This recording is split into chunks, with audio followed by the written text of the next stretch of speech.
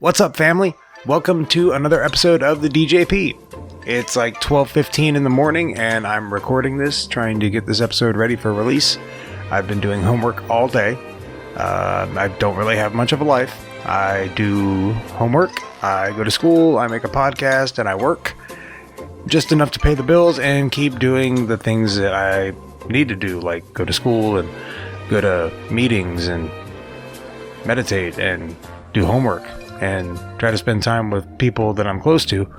Unfortunately, one of those people is not in my life at the moment.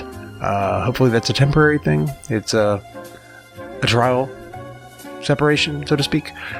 Kind of hard to talk about. It is what it is. Anyway, on this episode, my guest is Natalia Ella. Natalia is a spiritual and energy coach that emphasizes on the emotional and energetic signature. She helps people align their energy with the desires that they want to attract in their life and liberate them from non-serving emotions. That's pretty cool, right? You should probably stick around and listen to this one because she's probably got a lot of good info. In fact, I guarantee she does because I'm the one that talked to her. So stick around, check it out. If you enjoyed the episode, please rate, review, and subscribe on Apple Podcasts or wherever podcasts are found. If you're feeling generous and would like to help keep the DJP going, donations can be made on Venmo, which is at Dharma Junkie, or on Cash App, $ Dharma Junkie. Without further ado, Natalia Ella. You might catch yourself sliding in and out of a hallucinatory state. Just relax and enjoy it. Just relax and enjoy it. This is an experiment in mind formation. Information. Forming, controlling, operating your mind and your brain. Using digital techniques to overload, scramble, confuse, unfocus your mind.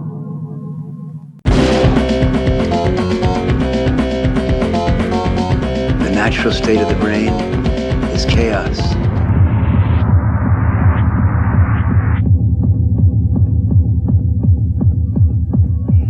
Chaos is beautiful.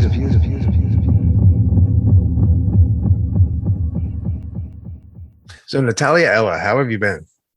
Hi, I've been so well. How have you been? Oh, I have many things that I could complain about, but I'm going to not do so.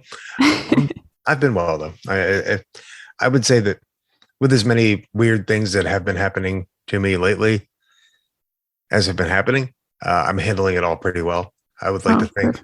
I don't know if I am or not. I would like to think that, but then that's just a thought to it. And it may not be my reality.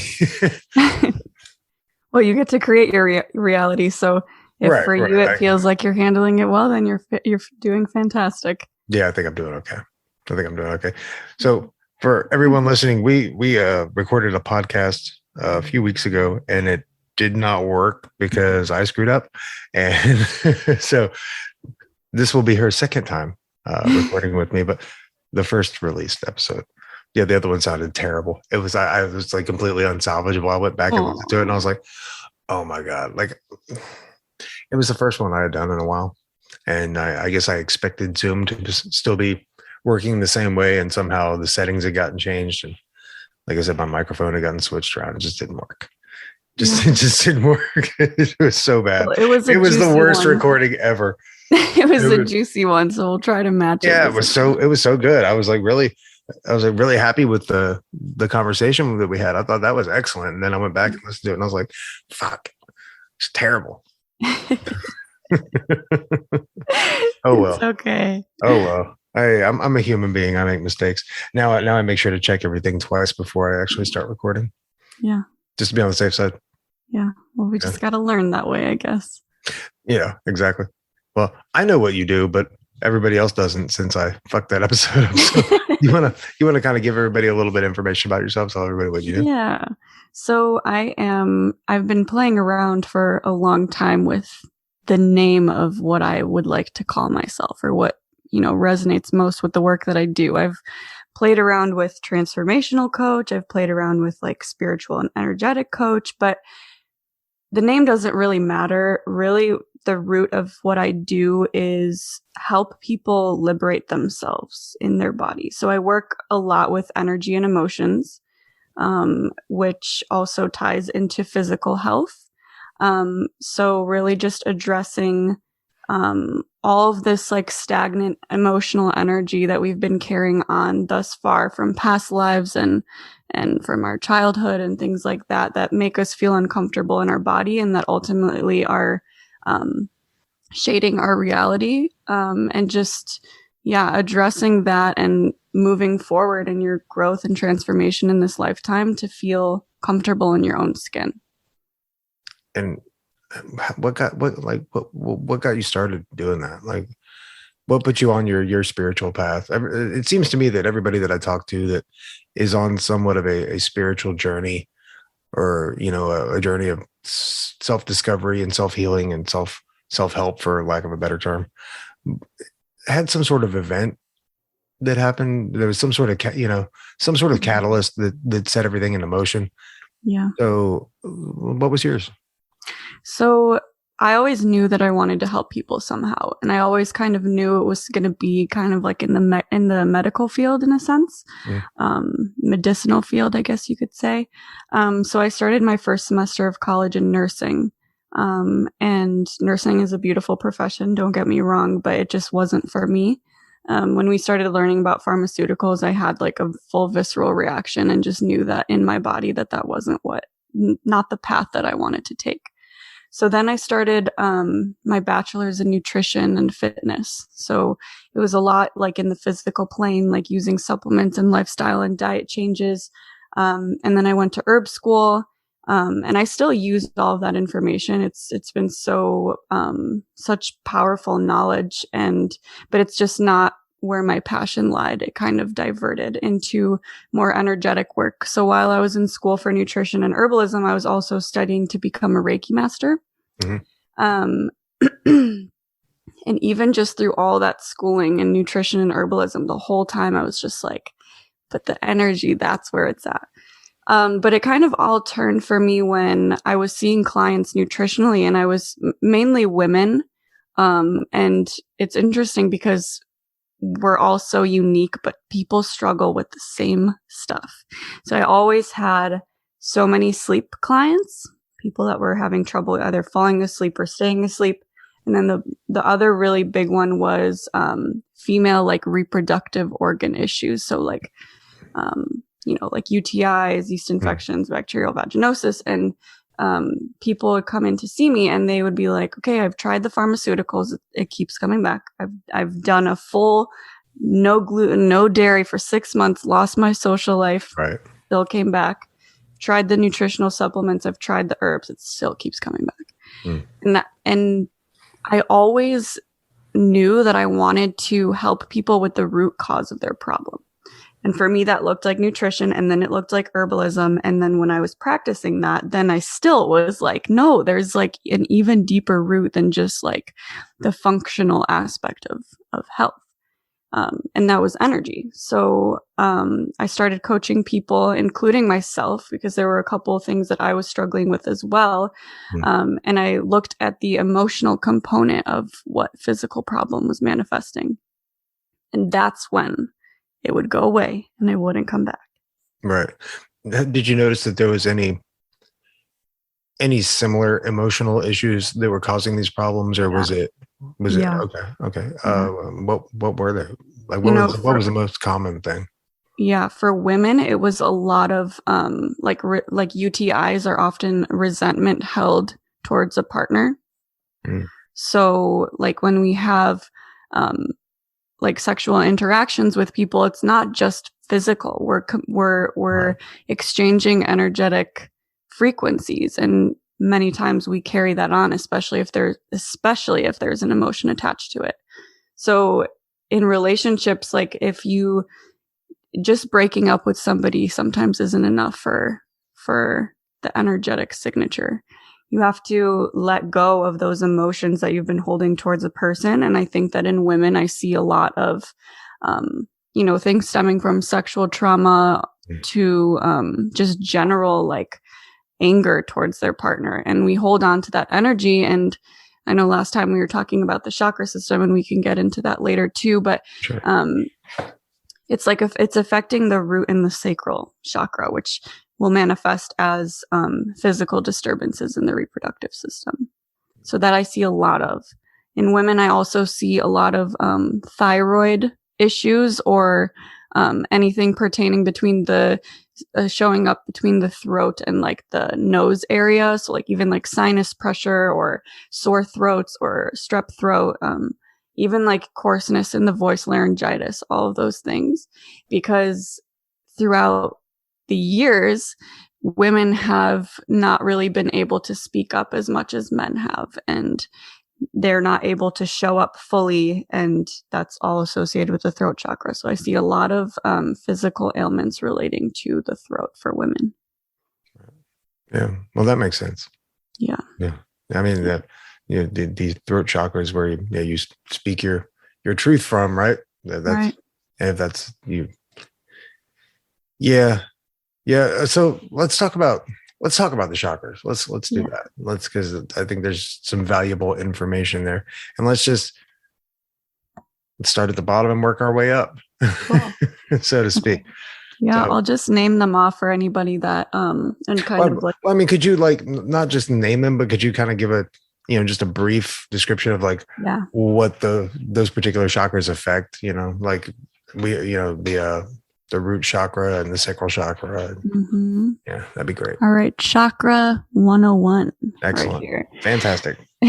So usually you start from the bottom. So the number one chakra, the first one is the root. And that's kind of like your foundation and your stability. So it's really, really important if you're starting to do chakra work to address the root chakra because,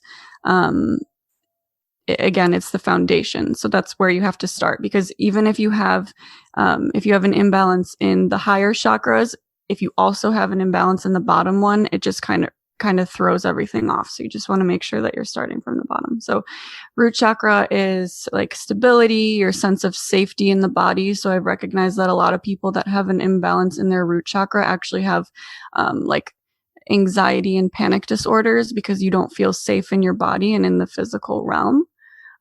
So a lot of like grounding work would be really, really good for that one. Right. The sacral is your creativity and your pleasure. And then which is, we're working our way from the bottom of the spine and up into the crown of the head. And these go in rainbow order. If you've never heard of chakras, it goes red, orange, yellow, green, blue, indigo, violet. And then the third one is the solar plexus, which is kind of like your personal willpower, your confidence and your strength. So like your ability to take action in the world or stuff like that. The heart is a really important one because it's the middle. So it's kind of like the middle ground between the physical and the astral realm. So as you can imagine, that's going to be like love and compassion and empathy and acceptance. Then the throat, like we mentioned earlier, that one's going to be self-expression and communication. So this is a really important one too, because it's your manifestation chakra. If it's blocked, it can be kind of difficult to manifest things into reality because it's your form of creative expression. Third eye is going to be psychic abilities, intuition, your perception of your reality. If you have like the psychic powers, it's like related to clairvoyance. And then the crown is the last one, which is just your general knowing and your wisdom, and which is all your connection to spirit. Okay. And so I've heard, and I don't know whether there's any truth to this, but like if you're doing chakra work, you almost have to start with the first chakra. You have to start with the root chakra. Otherwise, in order to move that energy through, like I said, I mean, that's just what I've heard. I obviously don't know too much about moving, energy work and things of that nature. But so how would one go about, let's say, they're having like massive security issues and, insecurities. And I'm assuming those would probably stem from the root chakra, right? Yeah, for sure. So like financial stability, all of those things, if you're having trouble manifesting money into your life, it's probably because you already feel unstable. And therefore you're attracting instability. I think that with a lot of things in the healing realm, there's not really like a right or wrong way to do it. Like if you're going to jump into chakra work and go straight into heart. Like I wouldn't say that that's the wrong way to do it. Right. But I definitely think that doing that foundational work, working on those first 3 bottom ones, and especially the root, is just the most conducive way to go about it. And I think that it'll make your healing journey a lot like more comfortable, more efficient. Yeah. Right. Yeah. Okay. So what would how would someone go about starting, chakra work? Like, say if they wanted to, for lack of a better term, liberate their root chakra. Yeah. Like how would somebody go about doing that? Like, because we can, we can talk about it and theorize it, but yes, let's put it into action. So there's honestly so many different ways. I'll mention a couple different ways and then let you know like which one has been the most powerful for me. When I first started, it was a lot of like envisioning, healing light. You could like wear the color, you can eat the colors, like foods. Like if you're working on your root chakra, you could do like, some people say like tomatoes or strawberries or whatever, like just literally ingest that color. I definitely think that can help, but it's not as powerful, especially if you're highly imbalanced in that chakra. It's going to take a lot more work to get there. Right. So the things that have helped me the most has been chanting, which I always was just so, I don't know, just not receptive to. It just sounded like a very foreign thing to me. And then my business coach actually is a very foreign thing to you. Yeah. But it's been so powerful. So you can, I'm not going to name them off now, but you can look up the different chants for each chakra. And oh, that's cool. And yeah, it's really, really powerful. But outside of that, say that again. Can I ask, where did the chants originate from? Are they, so they're basically just, you're basically creating that vibration in your body that stimulates that specific chakra. So like, lamb. Do you know where they originated from? Like, is it something that's new, or is this like some old, ancient wisdom? Yeah. Okay. Yes. That's what I was wondering, if it was rooted in some sort of original, existing spiritual practice. Yeah. Okay. Yeah. It's really amazing.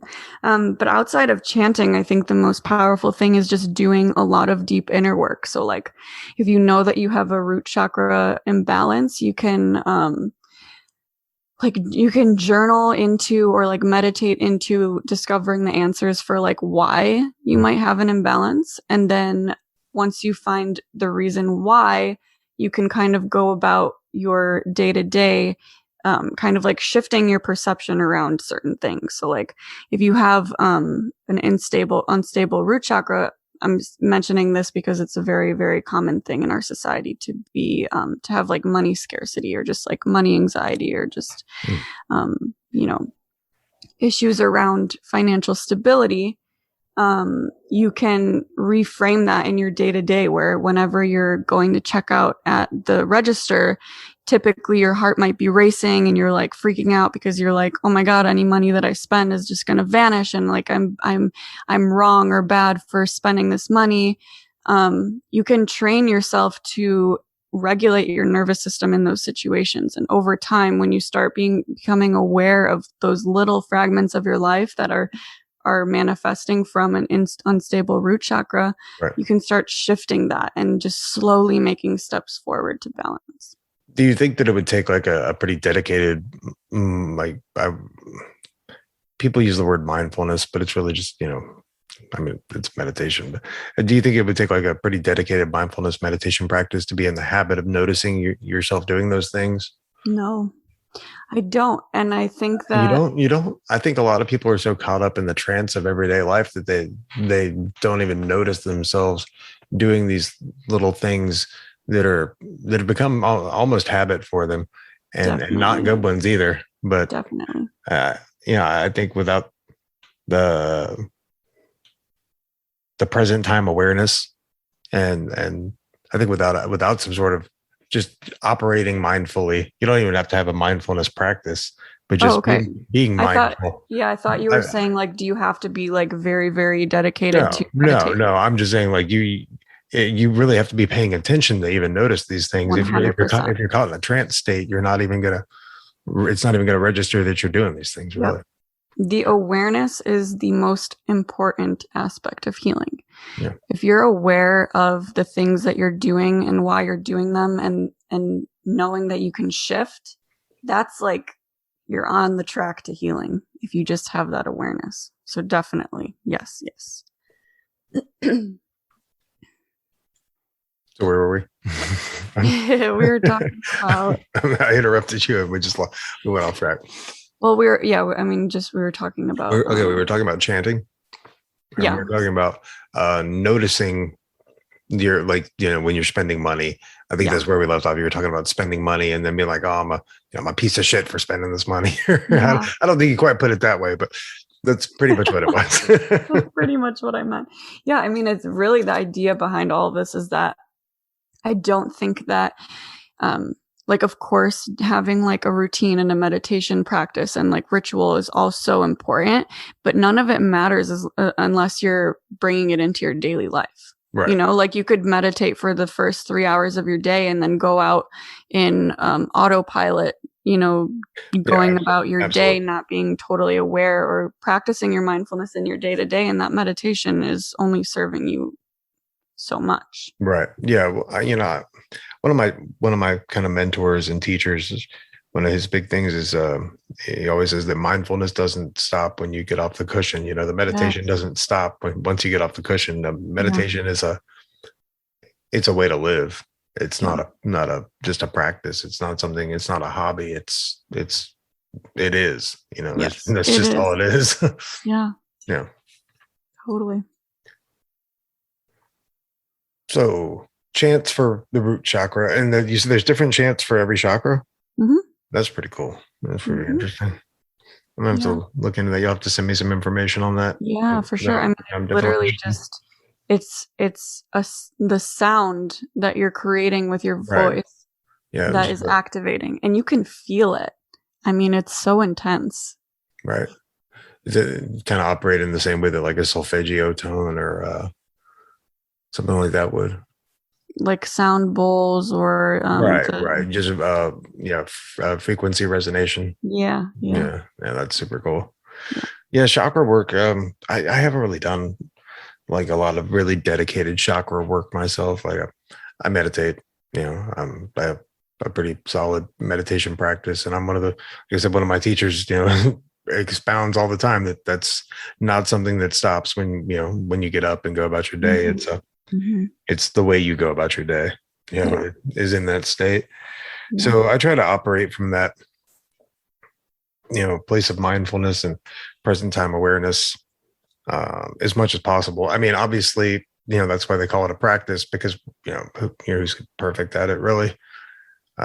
Obviously, it's not one of those things that I'm able to do 100% of the time. I still catch myself and I'm like, oh, but I think even having that awareness of noticing myself doing those things that I, like maybe certain character defects and just little bad habits, but I'm cognizant enough to notice myself doing them.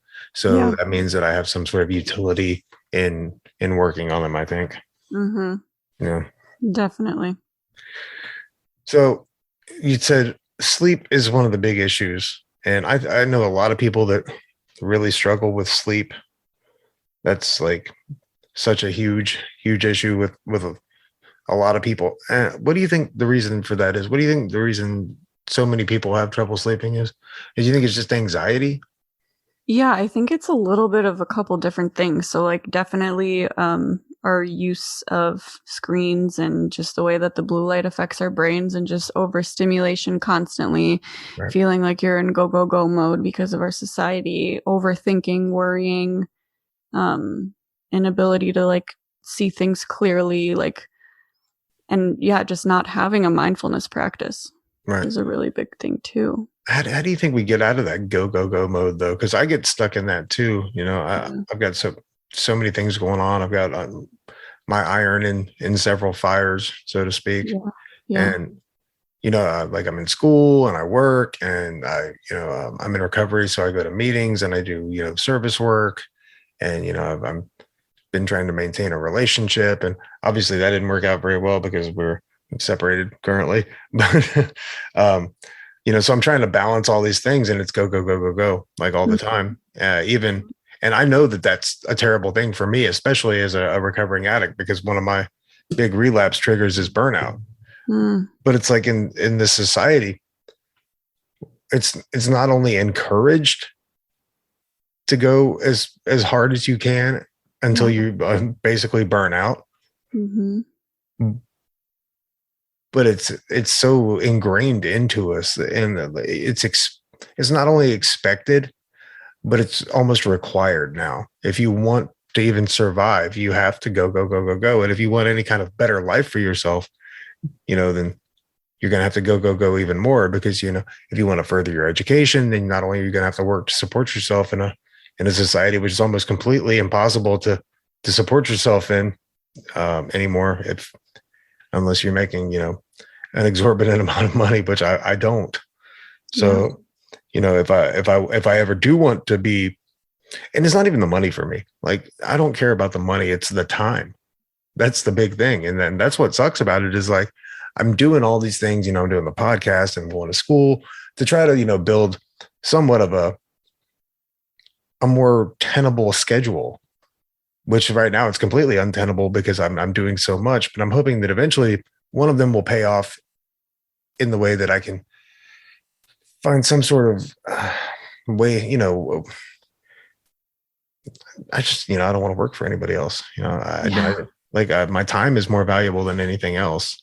Like, I'm not looking to get rich. I just want to be able to pay my bills and have some free time. Shit. I just want to be able to go take a walk in the woods without my phone, and take a walk on the beach without my phone, and hang out with my family without having to worry about being somewhere, well, I got to be at work early in the morning. We can't do that tonight. Like, I don't want to have to do that anymore.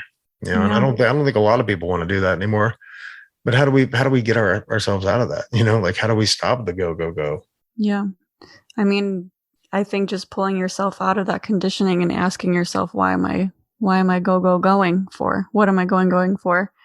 But also, like, a really big thing, like, burnout is so common in our society right now. And a practice that I do with my clients is to basically, like, you can draw a circle, and around the circle, write all the things, whether it's a thought, a person, an activity, like phone usage, all the things in your day that are pulling energy out of you.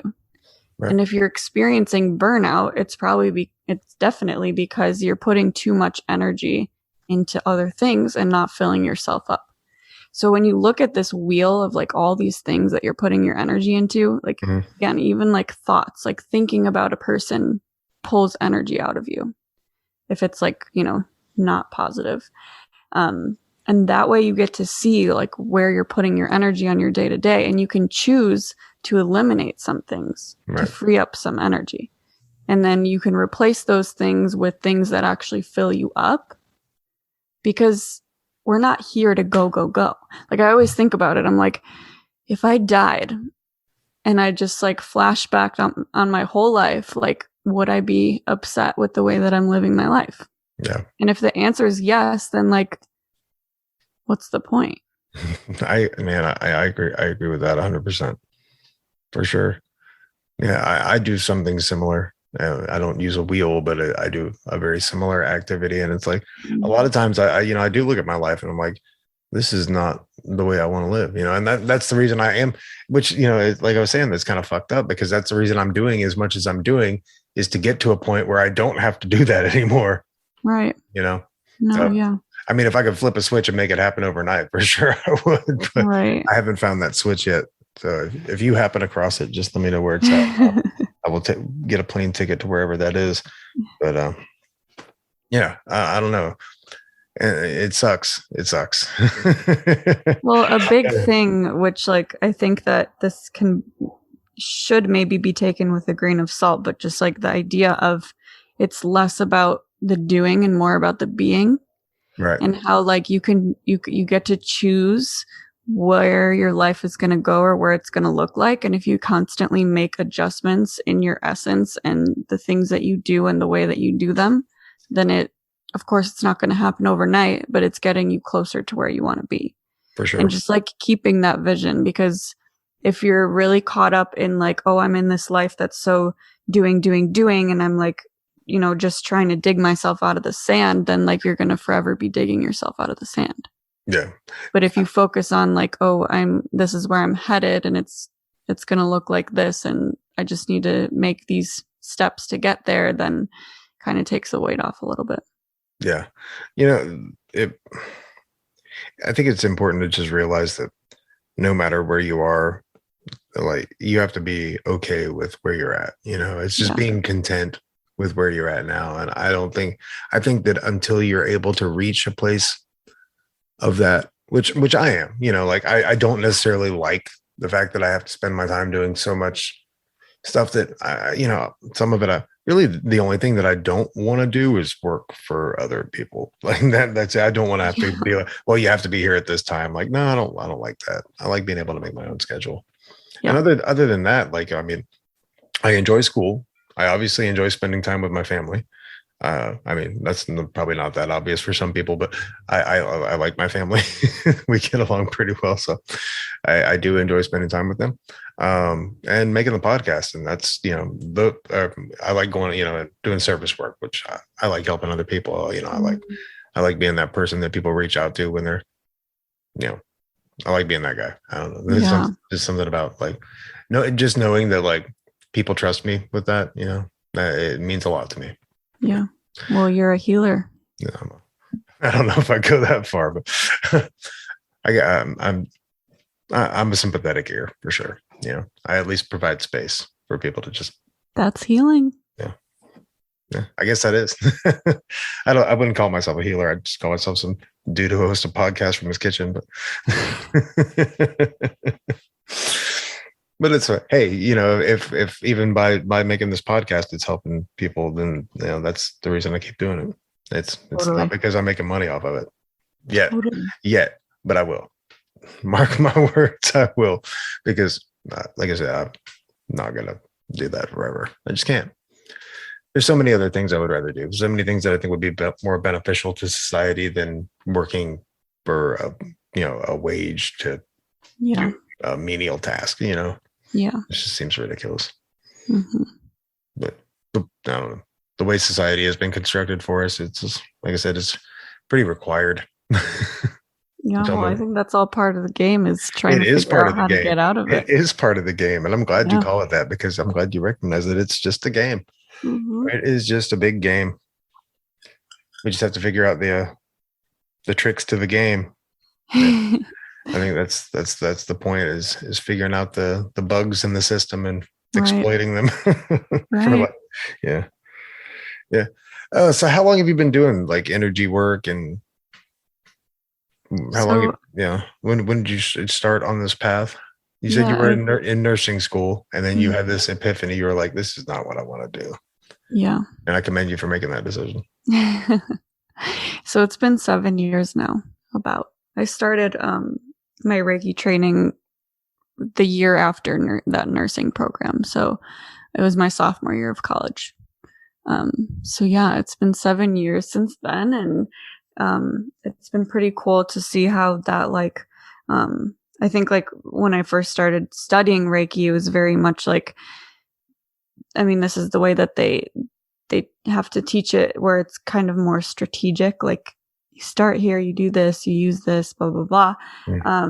But then like once you start learning from other practitioners, you start to see that it's really it's such an intuitive process, and everyone does it in their own way. Because it's all about intention. Like, it's like whatever your intention is where the magic happens. So, kind of it was an interesting journey to like pull away from what the strategy looked like and starting to do my own thing, and then like realizing how it's working. So I've just kind of started calling it intuitive energy healing. Seems like a pretty apt description. Yeah. And that's exactly what it is. So yeah, it's been 7 years. 7 years. That's awesome. Yeah. That's great. Did it start how was the build for you? Like, I'm sure you started slow. Was there any point where you were like, okay, this just isn't working. This maybe my business model needs some readjustment. And like, is there any point where you're just like, fuck it, I want to quit. I want to give up. I can't do this. No, I never wanted to quit just because doing energy work is like what feels like home to me. Like I've been told that I'm like afraid of the physical plane, which I've been working on, and it's been nice. But I've always just like thought of myself as like a very, I mean, we're all cosmic beings, but I think some people have been here longer than others. And sometimes I wonder if I like came from the cosmic plane, or at least that's the last place I was, because it feels so familiar to me. So whenever I would do Reiki, I'd feel very like true to myself. The only time that it was ever like I was unsure of it was in the beginning. I definitely had like an intense imposter syndrome because I was like, I wasn't like confident in my psychic abilities. I wasn't confident that like energy work worked, because like I saw it happen once and immediately was just like, oh, that's it. Like it just clicked for me. I was like, I know that's what I need to do. And so that's when I signed up for training. But in the beginning, I was definitely like, I mean, I was so young. I was like 20 years old, 19 or 20 years old. And like, you know, just starting on my spiritual path. And like, I didn't know that I had like psychic abilities or clairsentience or clairvoyance or whatever. Until like a couple years after, when I started really trusting myself. And there were a couple clients where we would have like really, really intense sessions, and I'd come out of them and be like, oh my God, like that happened. Like I did. I mean, you know, I give credit to spirit, but I'm the channel. So it felt good to see that it actually works. Right. Yeah. Imposter syndrome. Yeah. Yeah. How was that for you? What did that feel like? It makes you feel so small. Yeah. You know, I think feeling small can be a good thing, but it's a very uncomfortable experience. I think a lot of people go through it, and it's really just a protective mechanism that our ego creates for ourselves that prevents us from leaving our comfort zone. Right. But it keeps people from doing such amazing work. Yeah. Yeah. It keeps people from taking risks. Yeah. And another one of my teachers and a good friend of mine, Mikey Noshel, he put it to me like this: is like, you know, it's a protection mechanism. You know, like you were just saying, it's a protection mechanism that was built in childhood by the mind to keep the heart from being broken. I love that. Yeah, that's exactly what it is. Yeah. That's exactly what it is. But you know, and it's interesting, you know, that our mind builds these protection mechanisms. In like a Buddhist context, I can put it like this: there's what's called the 5 hindrances to awakening in Buddhism, and those are craving, aversion, lethargy, restlessness, and doubt. And those are all 5 things that can show up that will hinder you from growth and progress. But you know, they hinder you from taking risks. And have you ever heard the story of how the Buddha attained the enlightenment? Do you know Mara? You know, the demon, the demon king that was trying to tempt the Buddha away from his awakening. Yes. You know, and that's how he showed up, was in those 5 ways. So like Mara classically shows up when, you know, he shows up in our lives all the time. You know, he shows up as aversion. He shows up as craving. He shows up as lethargy, you know, and just procrastination, restlessness, and doubt, you know, self-doubt, which I think is how we started this topic. But, you know, it's important to just recognize it. And in like I said, in a Buddhist framework and like a Dharma framework, you invite that feeling in, you know, rather than try to push it away. Yes. You know, you just sit with that feeling. Yes. And you do more of it.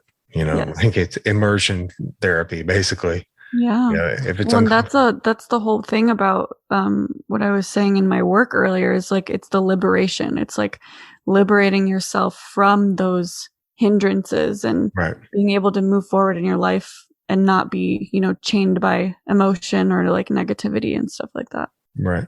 It's interesting though, all those things these mechanisms are built essentially during childhood, as protective mechanisms. Mm-hmm. But when we get older, we don't need those anymore. Right. We just don't need them, but the brain still is like, no, don't do that. Don't do that. Like Yeah. you're not good enough. Don't even try. Like, and that's just to protect you from that feeling of failure and ultimately from having your heart broken. Yeah. But when you get to decide which one's worse, if you're like maybe not moving forward in your career because you're afraid of failure, having your heart broken through the process, would you rather risk the heartbreak and then, mend it eventually, or just sit in the current reality that you're in, right, where you're still suffering because you're not making steps forward? Yeah. You're not living your true purpose. Yeah. Me personally, I've tasted a lot of failure in my creative endeavors and just business ventures and other things. I've failed a lot, but I think any successful people have failed quite a bit. I think, yes, that you don't reach success without without walking the path of failure first, because each failure is just a learning experience to figure out exactly what you could do different this time to make it a little better, to hopefully succeed. I've heard it put like success is preparation meets opportunity. Yeah. How can we reframe the word failure? I really don't like that word. I don't like it either. That would be a good, redirection. Yeah. How can we shift? What would be a good term rather than failure? Redirection or shift is coming in. Yeah. Because something maybe didn't work out the way that you meant it to, but your intention was to create, and you're really just shifting into a new way. Right. It's such an intense word, failure. Well, and let's look at it like this though. We don't even have to really reshape the word or reframe it. Failure is, it's kind of an opinion. Unless you have like a really, really specific goal and you don't attain it, maybe you just haven't attained it yet. It could just be a time frame issue. So like, is there any real failure, or is there just a step towards success? Right. I think the only time you ever really fail is if you give up. Other than that, you're just still working towards the goal. You may not have gotten it yet, but you're actively working towards it. So you really haven't failed. You just haven't gotten there yet. Yes. I love that. It's only a failure if you quit. Yeah. And then you're just a quitter. You're not a failure either. You're just a quitter. Realistically. Yeah. I think it's only really a failure if you do give up. If you're consistently trying to make whatever goal you have happen, and maybe it hasn't worked out yet, maybe you have to reevaluate and approach it from a different angle, look at it from a new perspective. But I like I said, I don't think you really fail until you just give up entirely. And I'm never been a quitter. Yeah. Well, then we keep going. Then you never failed. Right. And like I said, it's just an opinion, especially with all the going back to what we were talking about with what did we say? I lost my train of thought. Imposter syndrome. Going back to imposter syndrome. All the shit you tell yourself, those are just opinions too. Like those. We are our own worst critic every time. Totally. I don't know about you, but I know the shit I tell myself I would never tell another person. Like I would never say such hurtful things to another human being, but we tell ourselves that stuff all the time. And I've gotten a lot better about it recently. I used to be really bad about it. Really, really bad. When I was younger, I was really bad. And then I got a little better and got a little better. And then I don't know what happened, but in the past couple of weeks, like I've just stopped any negative self-talk entirely, like just turned it off. Like, and I don't know how I did it because it was, like I said, this is something that's been a part of my life for forever, just that negative self-chatter, which yet another thing installed during childhood. I'm from not so particularly from caretakers that were doing the best that they could with what they had at the time. I'm not going to say that they Thank you did a for bad saying it job. that way. I'm not going to say that they did a great job. They were just doing the best that they could. And, Yes. give up on the idea that you're not going to fuck your kids up. Like you're going to mess your kids up. Like and it might not be even anything you did. Something's going to happen, but I don't think any of us come out 100% mentally healthy. No. And what is 100% mentally healthy anyway? Right. What do we have to even hold that up against? We don't know what the reality of true mental health is because it's always viewed through somebody else's lens. Mm-hmm. So, it doesn't even, there's no metric for that really. Well, if you had nothing to work on, we'd be so bored here. Right. I wouldn't have a podcast. There you go. For sure. I wouldn't have so many people that are also working on things and helping other people work on things. And, yes, I don't think we would have much of anything if we didn't need to work on things. I don't think anything else would exist. Mm-hmm. That's why we build. Mm-hmm. We're constantly trying to make things better than they were. When we can, get right back to what I was saying earlier, it's like you have to understand that things are already perfect right now. Mm-hmm. And I don't think things will ever improve and I don't think they improve for the individual until the individual really accepts that things are okay, right now. Like even if they're not okay, being okay with that. Yeah. Just being okay with not being okay. Mm-hmm. That's the biggest thing for me. And that was a hard lesson to learn too. Because sometimes things are not okay. And I was not okay with that for a long time. I was like, no, it's not okay. Mm-hmm. And I fought that so hard. Oh man, I fought that so hard. I'm glad I don't do that anymore. I guess that shows some growth, maybe. It does, of course. Yeah, I love that. I love emphasizing that idea of like full self-acceptance and like back to the awareness thing, like having an awareness of your thoughts and your nervous system and how you feel in your body and your negative self-talk and your relationship with yourself. And there's so much liberation to be found in just pure self-acceptance and like getting to know yourself and why you think the way that you do and just fully accepting those thoughts, because like we create so much resistance when we even on the healing journey. I mean, like I think when you learn meditation for the first time, and it's depending on how it's taught to you, from my experience at least, like I felt so negatively about myself because I wasn't able to just sit down and shut my mind off. But like you need to have self-acceptance in that journey, in your entire healing journey, that as much as you are perfect, you also,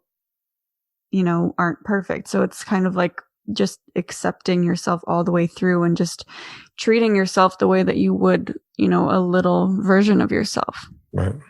Yeah. Meeting that little version of yourself. Yeah, exactly. That inner child version of you. Yeah. Yeah. Like creates so much softness to have that self-acceptance. Yeah, it really does. To be able to treat yourself with that kind of gentleness. Mm-hmm. Yeah. I actually made a post on this recently on Instagram, but when I was going through herb school, one of my herb teachers, my school was like very, very spiritual and understanding of like everyone's situation and just like really just the best school ever. But anyway, one of my teachers would always say to us, she was like, just be gentle with yourself.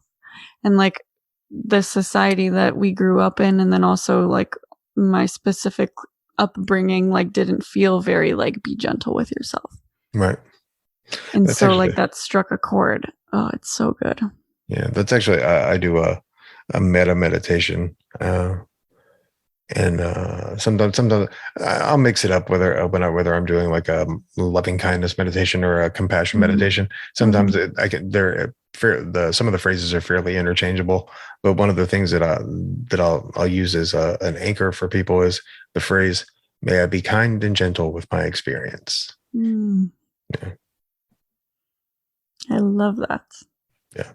Yeah. Depending on the meditation, obviously. But yeah, it seems to work. And I think it's important to note too that like, because since we're talking about meditation, like if you're meditating with a goal in mind, like you're not really meditating, you know, like you really have to meditate. It's the practice of just doing the thing It's Right. like the action is in not doing. Yeah. It's like the art of doing nothing. Yeah. I feel like with that, there's a difference though between like having a goal and having an intention. Right. Well, definitely. And it's really important that you point that out, because I agree with that so much. There is definitely a difference between a goal and an intention. Mm-hmm. Absolutely. It's like the difference between preference and expectation. Mm-hmm. Exactly. You know? Yeah. I think where you could relate intention to preference and goal to expectation. Because with an expectation and a goal, there's a solid outcome that you're looking for. Whereas with a preference and an intention, it's like, well, I intend for this to happen. Right. I have the intent of this, but like it's not so set in stone as it would be with an expectation or a goal. Yeah. Totally. Yeah, 100%. And I think it's easy to get wrapped up in that. People, I think expectations are trouble. I think expectations and beliefs are trouble. Yeah. I mean, it's just putting you in the future, and if you're constantly in the future, then you're never in the present. And like, I think intention has it has a presence to it, but a goal is like, well, I'm meditating, but I'm meditating for tomorrow, Right. So. I think it's important to like, and this was a hard one for me to learn as well, is to just do the thing, like whatever the thing is, without the goal in mind. Yeah. Without the, like, to let go of the outcome. Let's just let the outcome be the outcome, and to just do the work. Yes. That's been a hard one for me to learn, because, it's with our human programming, we so easily get caught up in the goal and in the results and everything for a reason, cause and effect. And sometimes it's just not that. Sometimes you just have to do the thing and just hope for the best and let the outcomes be the outcomes. Yeah. I mean, think about like what your energy is when you're in the present moment, just doing a task and fully immersing yourself in it, versus like doing something for the outcome to like, wish for something in the future to happen. Like, right. Like when you're doing something, like the first thing I mentioned, you're more in like a flow state. Like you're in a creative state. When you're doing something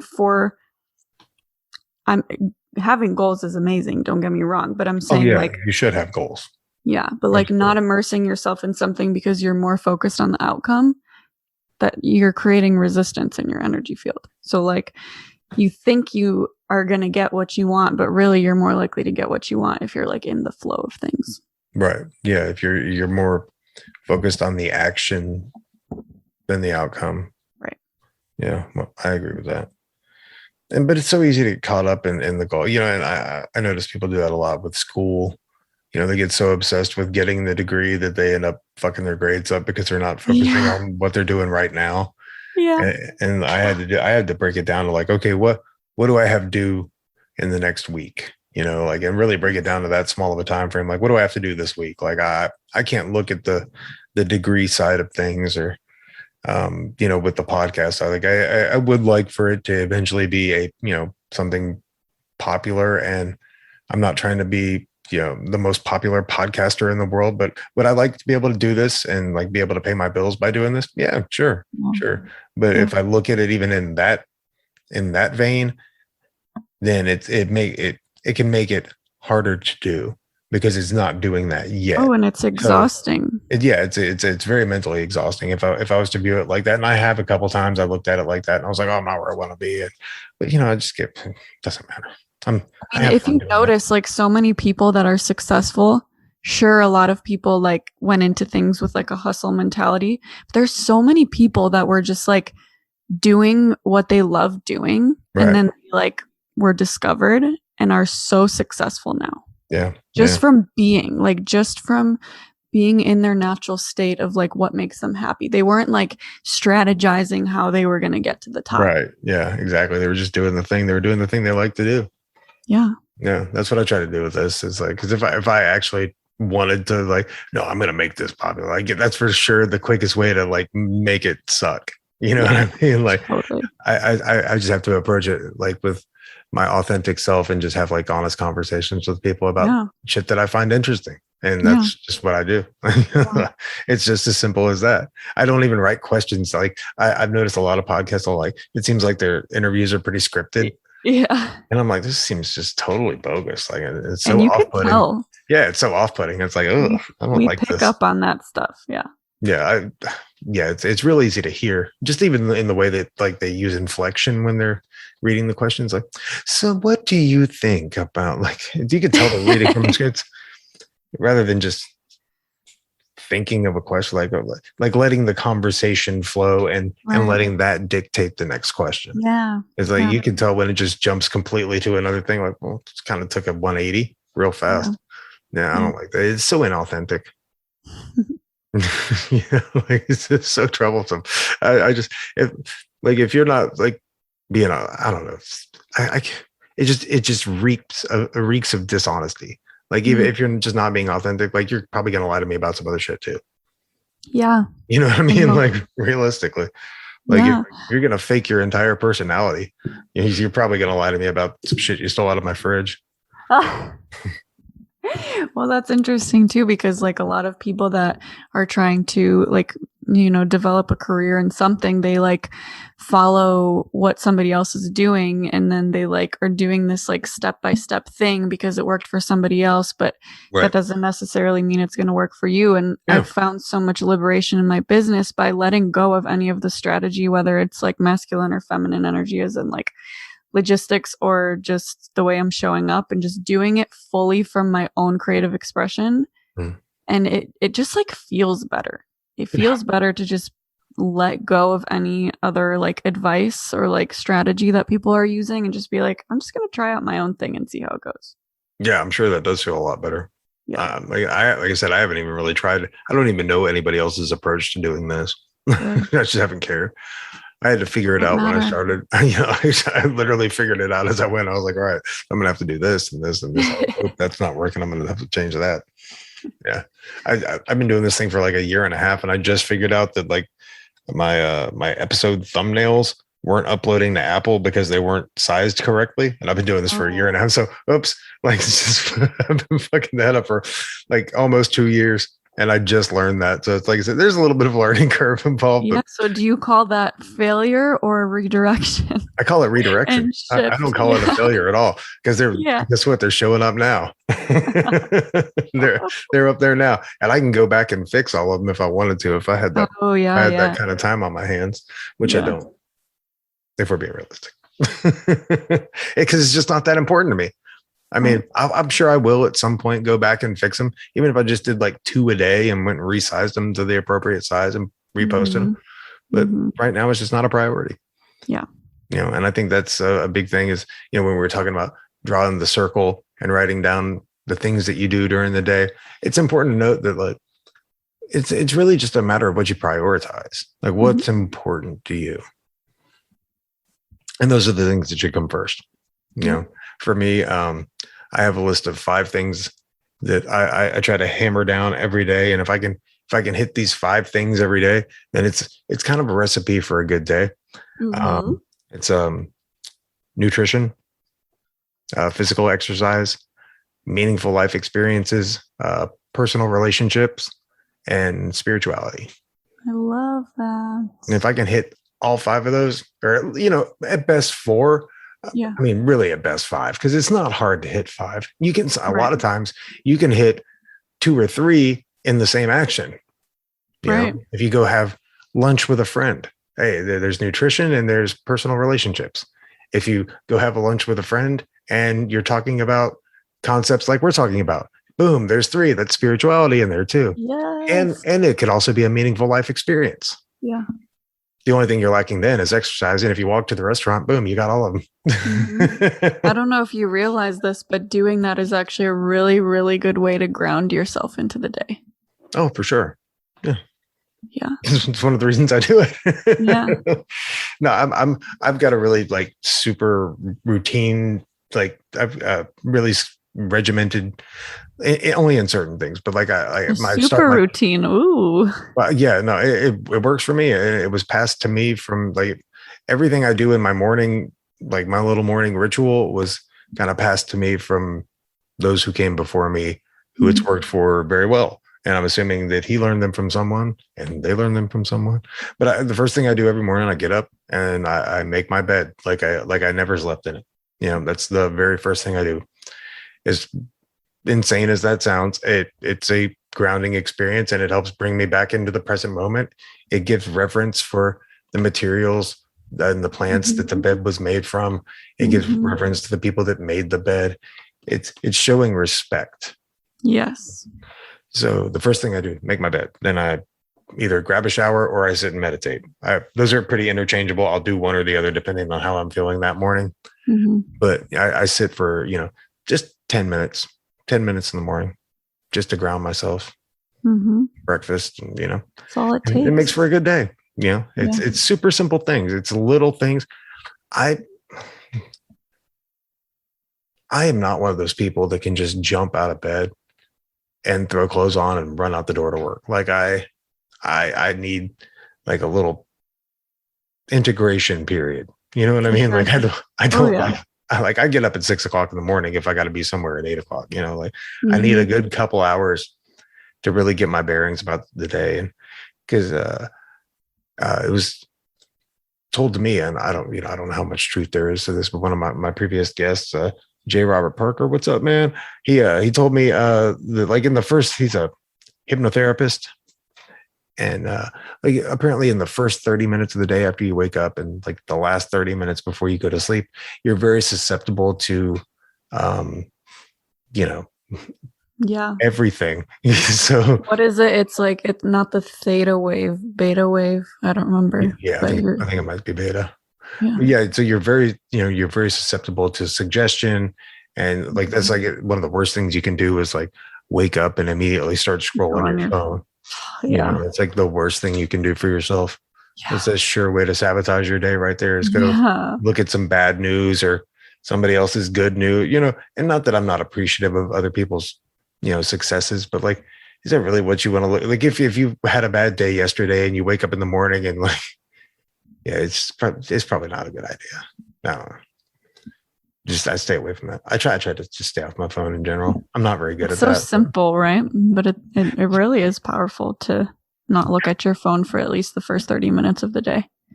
Yeah. First 30 minutes and the last 30 minutes. Yeah. Read a book or something instead. Yeah. Take a bath. Yeah. Take a bath. Meditate. There's numerous things you could do that would be much better for you than looking at that fucking phone. I hate those things. As much as I love having a computer in my pocket, I hate it also. Yeah. It's a love-hate thing. I guess that's the Tao of it. Yes, exactly. Both. It's both and simultaneously.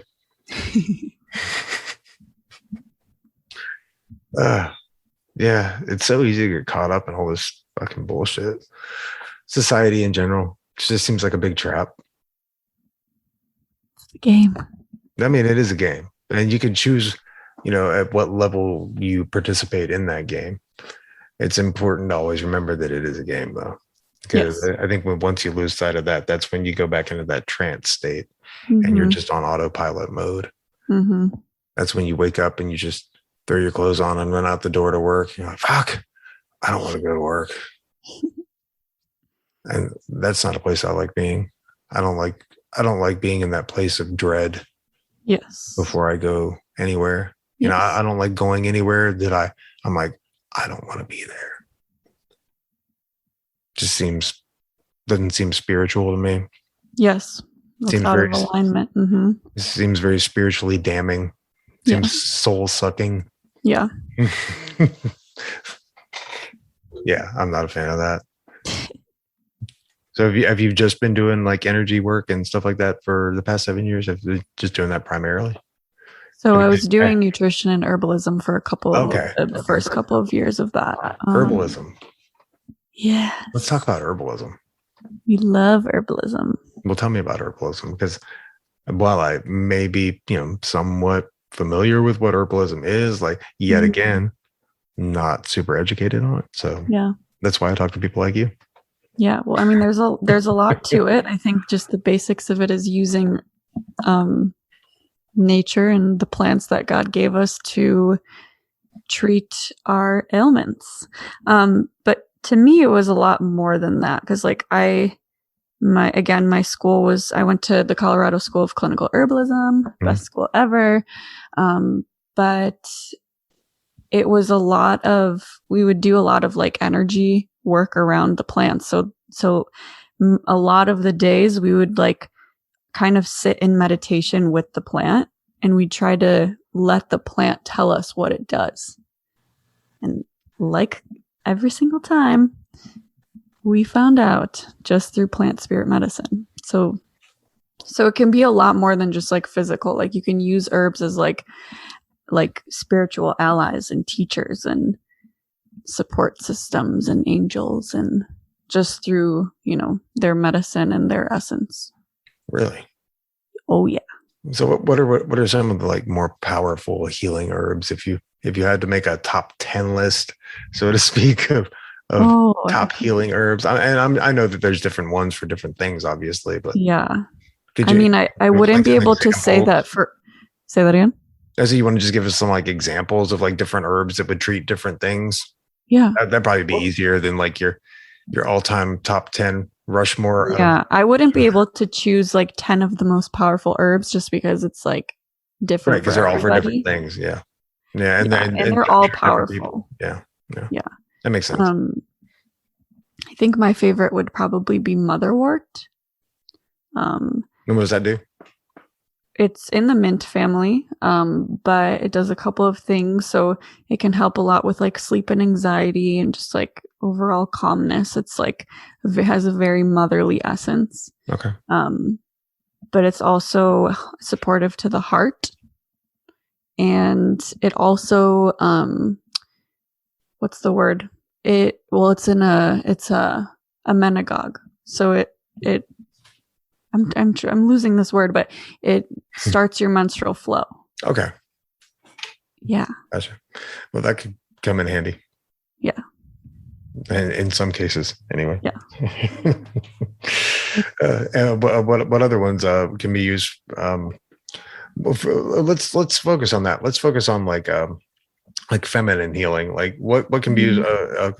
So that can be used for to kind of kick off menstrual flow. What about relief of the menstrual cycle pains and like cramps? Let's just say cramps. Just that's a good one. But is there any particular herb that can be used to treat cramps during the cycle? You could technically use motherwort, but usually you want those antispasmodics. So wild yam is a really popular one. Okay.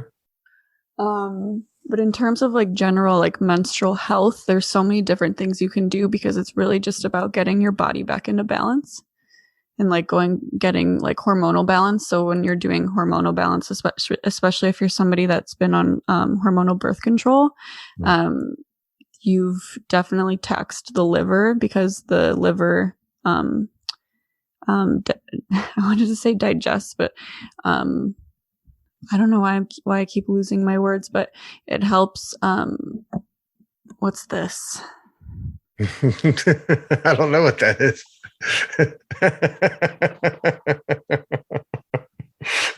That's a good question. What is that? Oh my God, I cannot think of the process. Yeah. Why am I saying digest? But whatever, you know what I mean. It processes your hormones. It recycles them. Sure, let's just use that. But anyway, when you are ingesting, especially synthetic hormones, it's really important to focus on the liver health. So there's like a couple of different herbs you can use to help stimulate the liver.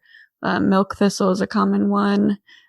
Usually liver formulas will have like turmeric in it, burdock root, chanca piedra is a really good one. So stuff like that. And dandelion root is a really, really common one. So that's a big thing for women's health in general, is just like checking in on the liver. and helping process extra hormones. But otherwise, like a lot of people do like adaptogenic herbs, or like if you know that you have high estrogen or high progesterone, you can use herbs like Vitex, or this is broccoli sprout, but it's technically like a nutritional supplement. But DIM is an estrogen metabolize is the word. Hey, there you go. There you go. 3 hours later. Metabolize. This. Yeah. This. Yes, exactly. You guys, I don't know if you use the video in these, but we're swirling our fingers around. Yeah. Or adaptogenic herbs that help, again, bring the body back into balance. So like you could use like ashwagandha, or like different mushrooms, or like shatavari is a really common one for women's health. So there's a lot you can do. It's kind of just like you cater it to the person and exactly where their body's at. Like if their nervous system is in overdrive, you'll probably want to use some sort of adaptogen. And if you know that they've been taking like hormonal birth control with like synthetic hormones, you want to do something liver related. Do you ever get any like male clients that come in for like herbal treatment, or have you worked with like most? I'm assuming mostly women. I mean, but yeah, no, I've definitely worked with men. Okay, I've definitely worked with men. They usually will come in for like, like prostate health, libido, and erectile dysfunction, things like that. Yeah, sleep is a big one. Yeah, I can. I'm sure. Yeah. I'm sure it is. My problem is I don't get enough sleep. Like I have no problem falling asleep. I have no problem staying asleep. I just don't have enough time to get as much sleep as I probably need. That's my big thing. I have a scheduling problem. Yeah, I do too much. I need to slow down. I'm gonna get tattooed on my knuckles. Slow down. It's a good reminder. Yeah. I need it. I use things throughout the day as reminders. Like the same teacher who tells me that meditation doesn't stop when you get off the cushion also, instilled this thing in me to use things as bells of mindfulness. So like if my phone goes off for anyway, normally I have it on silent because I don't want to hear that thing. But if it does happen to make a noise, I'll use that as like a bell of mindfulness to just kind of take a minute and kind of bring it back in. Yes. Stoplights. I use stoplights every time I'm at a stoplight. Okay. Bell of mindfulness to just take a pause and just kind of, just a brief couple breaths and just kind of reset and just get back into the present moment. I love that. Yeah. Little things. You pick little things, like I said, your phone going off, or stoplights, or, just random things throughout the day, Right. Yeah. So I use little tiny bells of mindfulness throughout my day to try to keep mindful, for lack of a better word, just to stay in the present moment. I use little things to remind me to stay in the present moment. And he referred to those as bells of mindfulness. And I mean, that's what churches are. The churches have bells for, the intention of the bells at churches was to, when the bell went off, to stop and reflect on God. Wow. Yeah. I did not know that. Yeah. It's the same difference. That's what the bell's for, is so you stop and yeah. The one in my town, every time it would go off, I'd be like, oh, it's 12 o'clock. Right. Exactly. But yeah, that the intention, as far as I understand it, like I'm not trying to like mansplain anything. This just was the way it was told to me. So I could be completely fucking wrong. I don't know. But the church Sounds bells good to me. The church bells were intended as that moment to stop and reflect on your spirituality.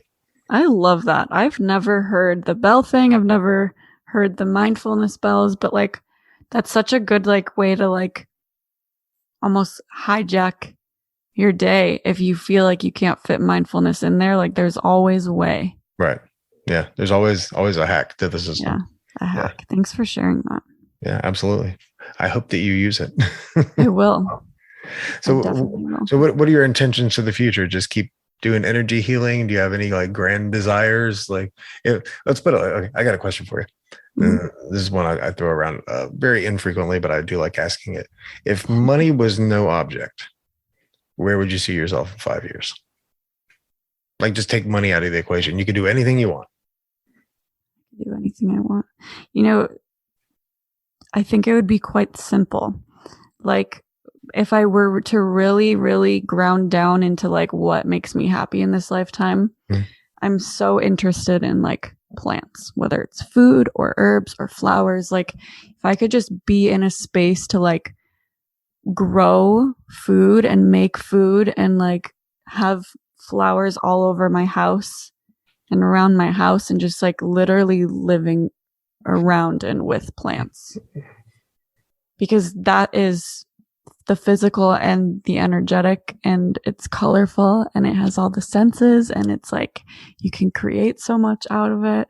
Right. So it's pretty simple, but I think that's like what would actually make me the most happy. But also like, you know, making sure that I have a lot of community too.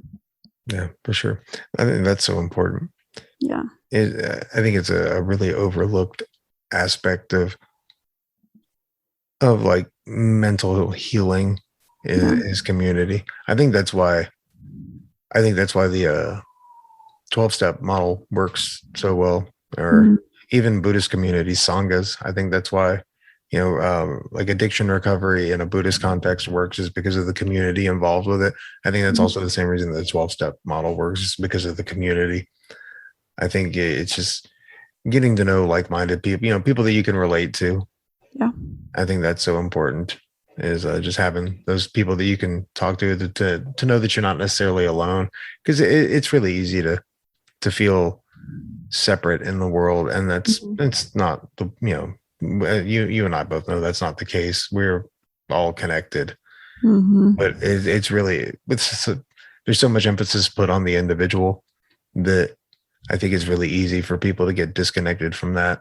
Yeah. I think that's a pure ego illusion, is the illusion of separateness. I think that's what ego is the illusion of separateness. Yeah. Yeah. I just want to be a fairy, I think. Hey, that's good aspiration. That's all I really need in this life, is to be a fairy. You just got to figure out how to make that work. I'm working on it. Well, good luck. I'm fully supportive in your journey to becoming a fairy. If you could be the first fairy I have on the podcast once you transform. Yay. I think you'd probably be the first fairy on anybody's podcast. No. So that could be good for me. Good marketing. Groundbreaking. Real life fairy on my podcast. Fairy on the Dharma Junkie podcast. Yes. So where can people find you at? So I am primarily on Instagram. So if you want to follow me on Instagram, it's at I am Natalia Ella. So I am Natalia, Natalia Ella. And that's also my email. So I am nataliaella@gmail.com. Yeah, you can find a lot of spiritual, energetic advice on there. It's basically just like my platform where I get to teach for free. So sweet. Well, thank you for everything that you're doing to help others and facilitate maybe ending a little bit of the suffering in the world, or at least reducing some of the reactivity to it. Right. Yeah, and I also do one-on-one coaching. So my books are currently open for my 6-month private coaching program for liberation and self-love and embodiment and all those things. So excellent. Well, thank you so much. It's been great talking to you again. You too again. We'll have to do it again sometime and okay, get it right. Again. Get it right the first time. Next time. Right. Hey, I hope you have a wonderful rest of your day. Thank you. You too. All right. Talk to you later. Bye-bye. Big thanks again, Natalia, for being on the show, and thank all of you for listening. I really do appreciate your patronage. If you would like to get in touch with Natalia, she can be found at I am Natalia Ella on Instagram and I am Natalia Ella@gmail.com. If you need to get in touch with me for some reason, maybe hate mail, maybe you want to, I don't know, send me some weird videos or some crazy articles on DMT like people love to send me, I can be found at dharmajunkiepodcast@gmail.com.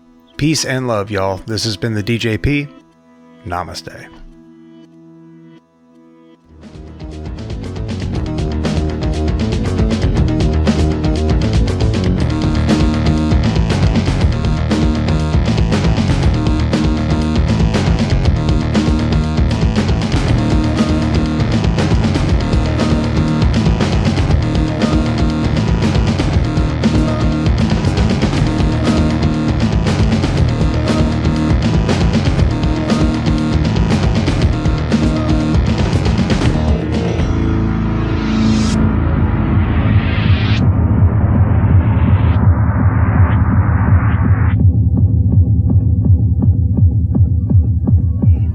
Chaos is beautiful.